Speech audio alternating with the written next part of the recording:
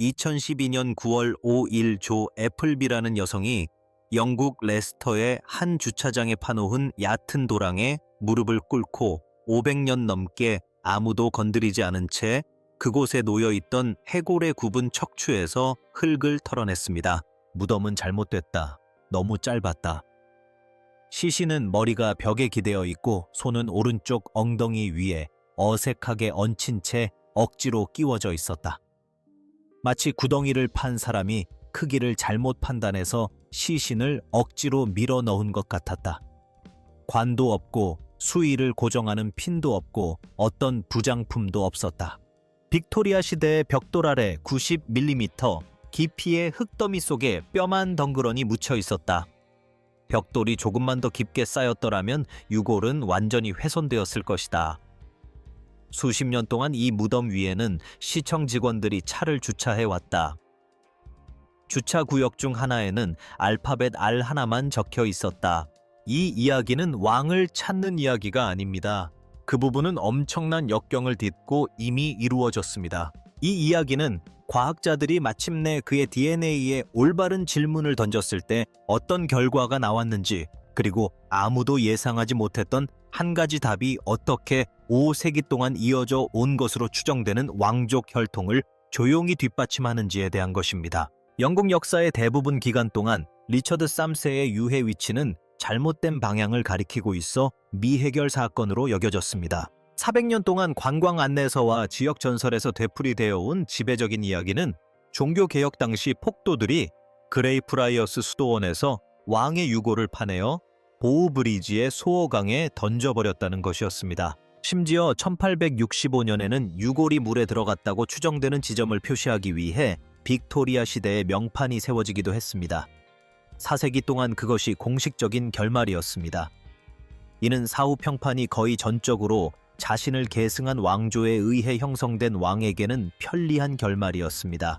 셰익스피어는 리처드를 왕위를 찬탈하기 위해 조카들을 살해한 음모를 꾸미는 곱추로 불멸의 인물로 묘사했다. 튜더 왕조의 연대기 작가들은 이미 그 토대를 마련해 놓았다. 헨리 8세의 후원을 받아 토머스 모어가 쓴 리처드 3세의 역사서는 무고한 사람들의 몸을 짓밟고 권력을 장악하려는 기형적인 폭군의 전형적인 모습을 확립했습니다. 이러한 묘사는 정치적으로 유용했습니다. 만약 리처드가 괴물이었다면 헨리 7세가 보스워스 전투에서 왕위를 찬탈한 것은 찬탈이 아니라 구원이었을 것이다. 수세기 동안 역사가들은 대체로 이러한 왜곡된 묘사를 그대로 받아들였다.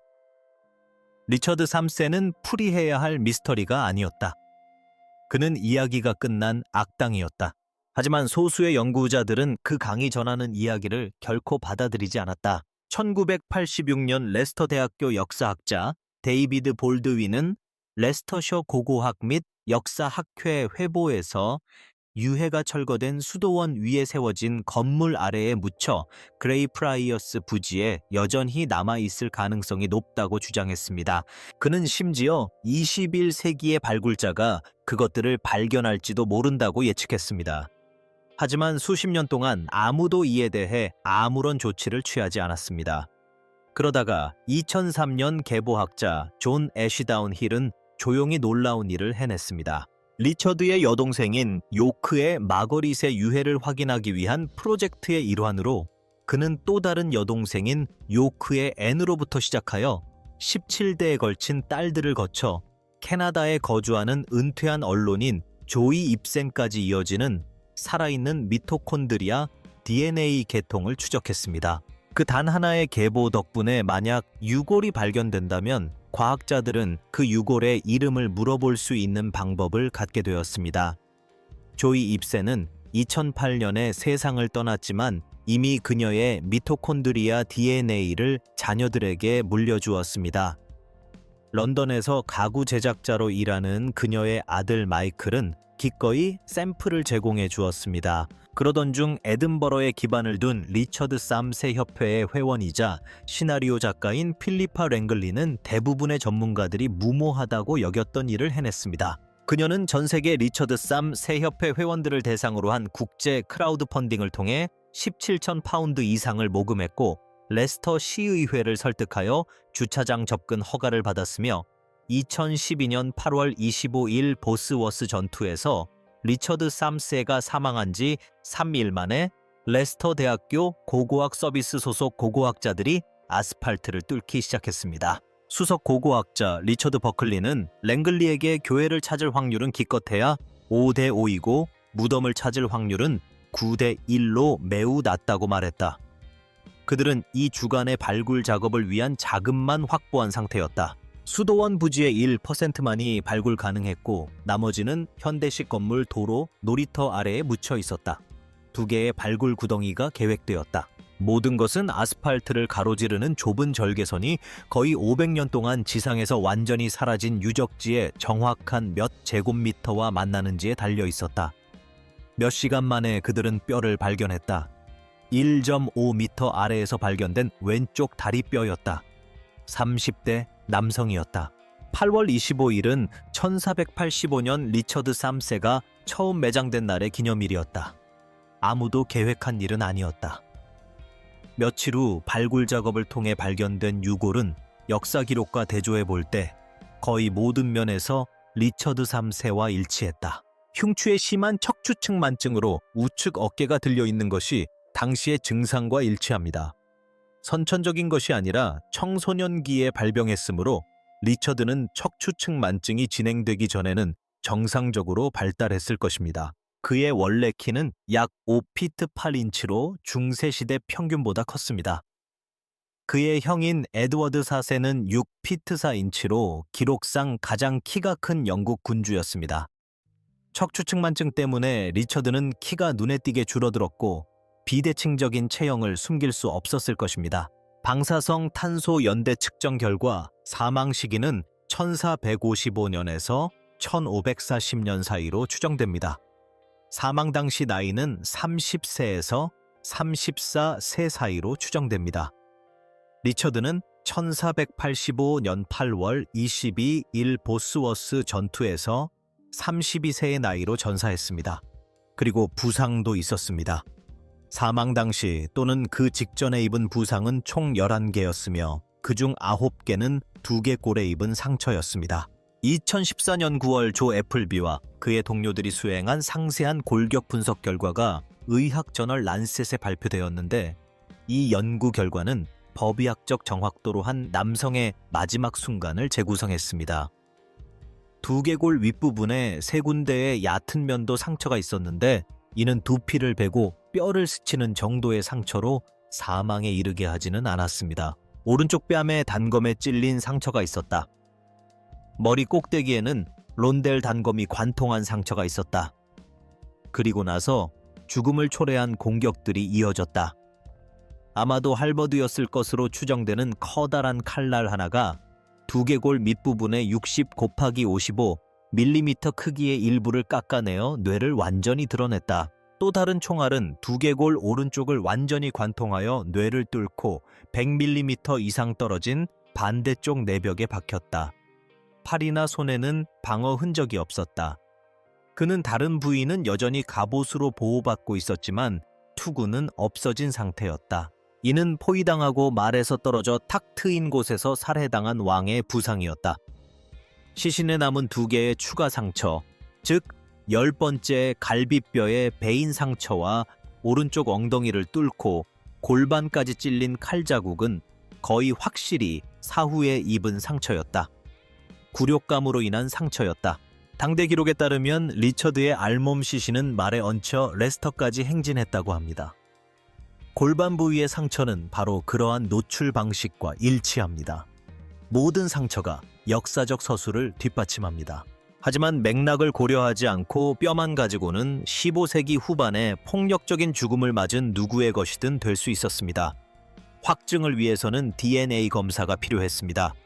그리고 바로 이 지점에서 이야기는 두 갈래로 나뉩니다. 영국 역사상 가장 오래된 실종 사건을 해결한 사건이자 아무도 생각지도 못했던 질문을 던진 사건이기도 했다. 레스터 대학교의 유전학자이자 유전계보학 분야에서 20년 가까이 경력을 쌓은 투리킹 교수가 DNA 분석을 주도했다. 고대 DNA는 예측할 수 없이 분해되며 최적의 보존 조건은 차갑고 건조한 환경입니다. 레스터의 한 주차장 아래에 있는 얕은 무덤은 이 두 가지 조건 모두에 부합하지 않습니다. 하지만 밀도가 높고 밀봉된 치아는 온전한 유전 물질을 보존할 수 있는 가장 좋은 희망을 제공했습니다. 킹은 샘플을 추출하고 툴루즈의 폴 사바티에, 대학교에 있는 패트리샤 발라레스크 연구실과 다른 한 곳에 있는 고대 DNA 연구실, 이렇게 두 개의 서로 다른 연구실에서 연구를 진행했습니다. 오염으로부터 보호하기 위해 마이클 호프라이터가 이끄는 요크 대학교에서 분석이 진행되는 동안 DNA는 레스터 우주연구센터의 클린룸에 보관되었습니다.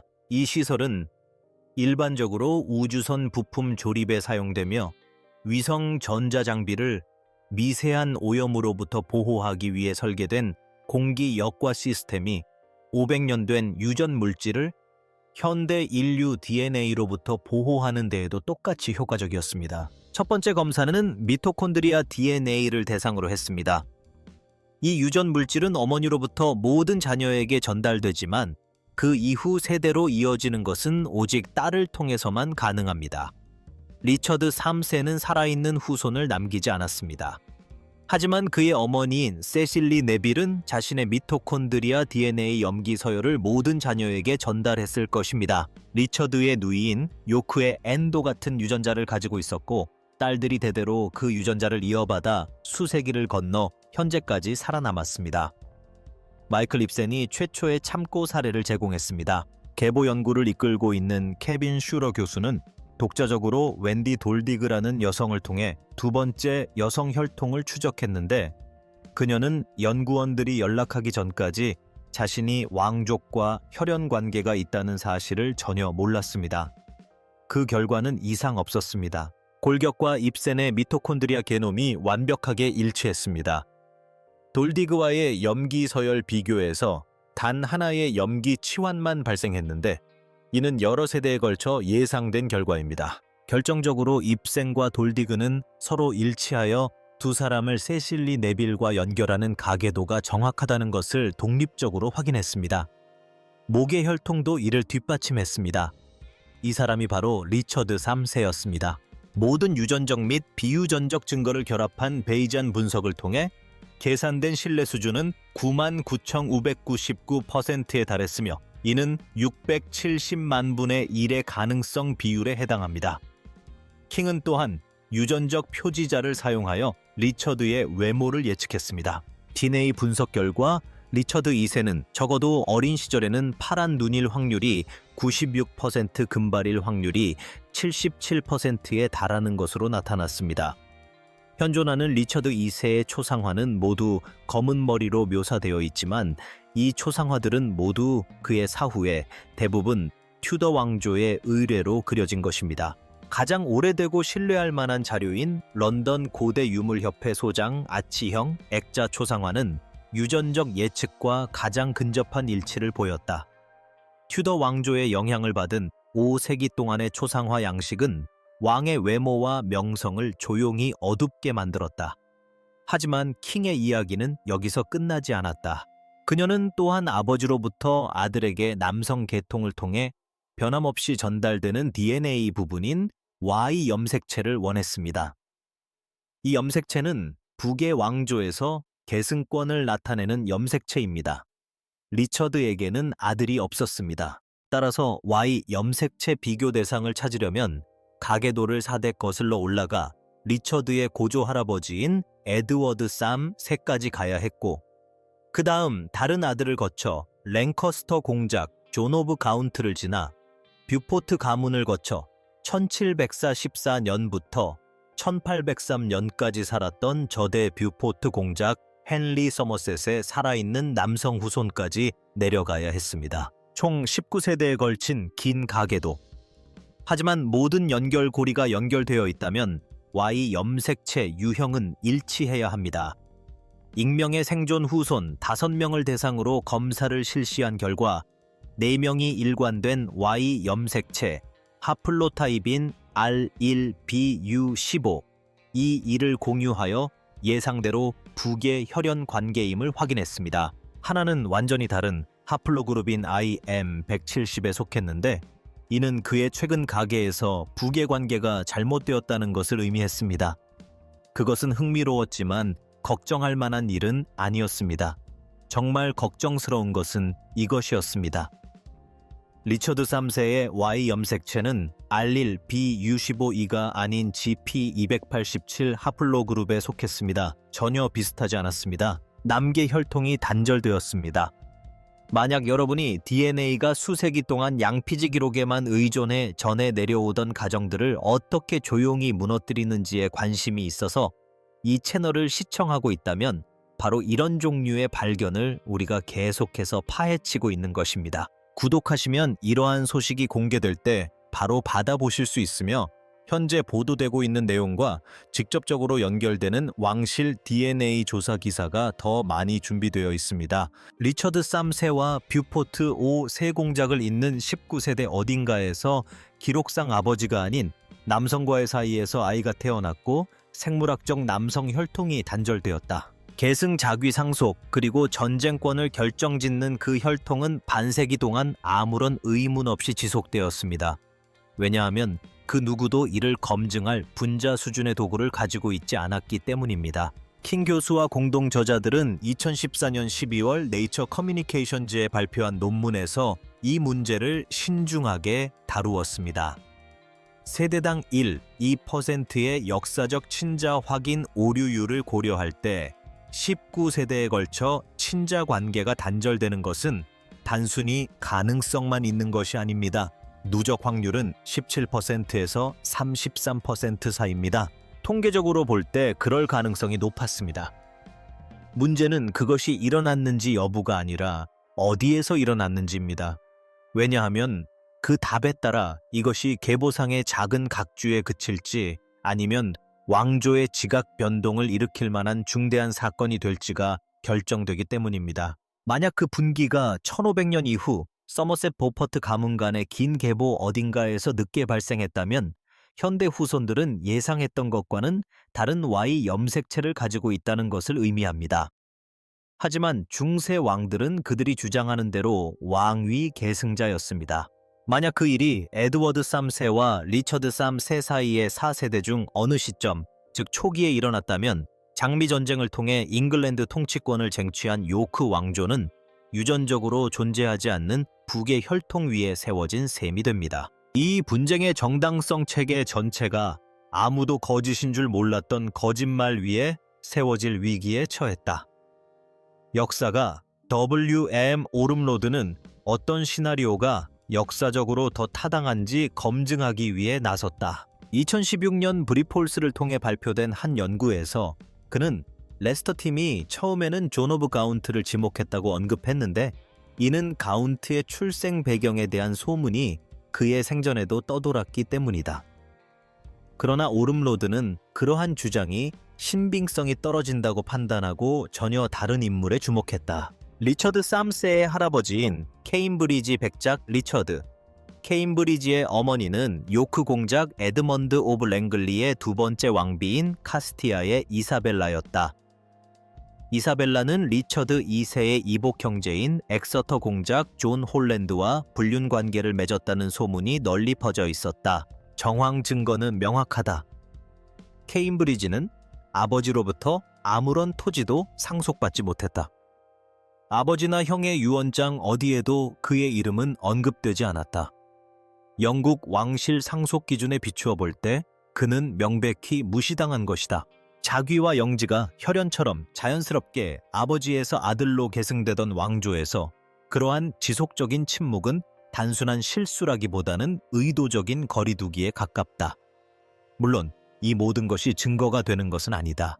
하지만 오름로드는 이 사건을 15세기 내내 영국 왕실을 괴롭혔던 사생아 의혹이라는 더 광범위한 맥락 속에 위치시켰는데 그 시기는 왕조의 불안정으로 인해 모든 혈통 주장이 잠재적인 정치적 무기가 되었던 때였다.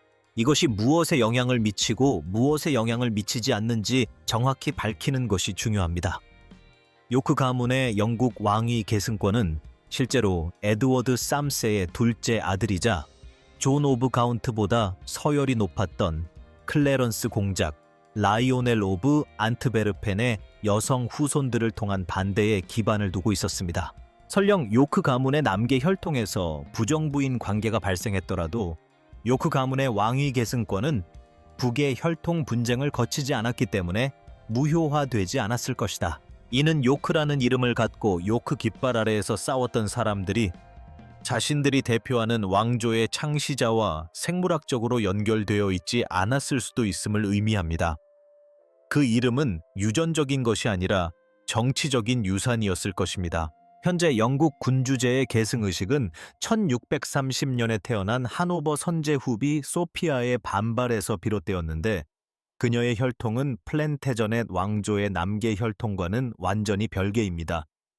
왕위는 안전하지만 그 이면에 숨겨진 역사는 누구도 예상하지 못했던 복잡한 양상을 띠고 있습니다. 이 발견에서 제게 가장 인상적인 점이자 단순한 계보학적 호기심과 구조적으로 다른 점은 바로 방법론 자체에 내재된 아이러니입니다. 여성을 통해 전달되는 미토콘드리아 DNA는 누가 누구의 아버지인지에 상관없이 17세대에 걸쳐 온전히 보존될 수 있었습니다. 그것은 목의 혈통을 통해 이어지며 불륜이나 정략결혼 중세 권력의 근간을 이루었던 북의 계승 제도 전체에 영향을 받지 않습니다. 이름과 칭호, 그리고 영국 왕위 계승권을 담고 있는 Y 염색체가 검사에 실패한 것입니다. 목의 혈통은 왕의 자격을 증명했지만 북의 혈통은 왕조를 배신했습니다. 케임브리지 대학교의 유전학자이자 이번 연구의 공동저자인 피터 포스터는 연구의 범위를 상당히 확장하는 한 가지 세부 사항을 덧붙였습니다. 리처드의 GP287 하플로그룹은 약 8,000년 전 아나톨리아에서 유럽으로 이주한 초기 신석기 농부들까지 거슬러 올라갑니다. 이들 선구자 집단은 기원전 약 500년경 지중해를 따라 중앙 유럽과 프랑스로 퍼져나가면서 주로 G2A형 Y 염색체를 보유했습니다.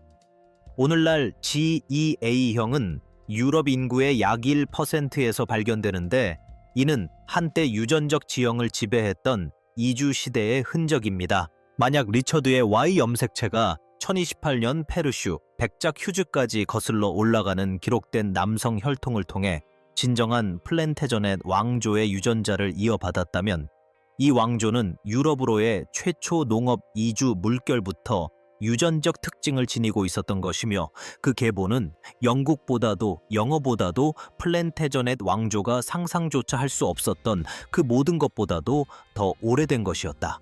하지만 만약 리처드의 Y 염색체가 그의 출생 몇 세대 전에 가계도에 삽입된 알려지지 않은 생물학적 아버지로부터 온 것이라면 진정한 플랜테저넷 Y 염색체 유형은 결국 서머셋 후손들이 보유한 하플로타입인 R1, BU1, O2일 수도 있고 그 비밀을 간직한 것은 리처드의 혈통일 수도 있습니다. 연구자들은 이 범위를 좁히기 위해 노력해왔습니다. 유전학자들은 앙리 2세의 아버지이자 플랜테저넷 왕조 전체의 조상인 앙주 백작 제프리의 사생아의 남성 후손인 파트리스드 워렌의 Y 염색체 DNA를 추출했습니다.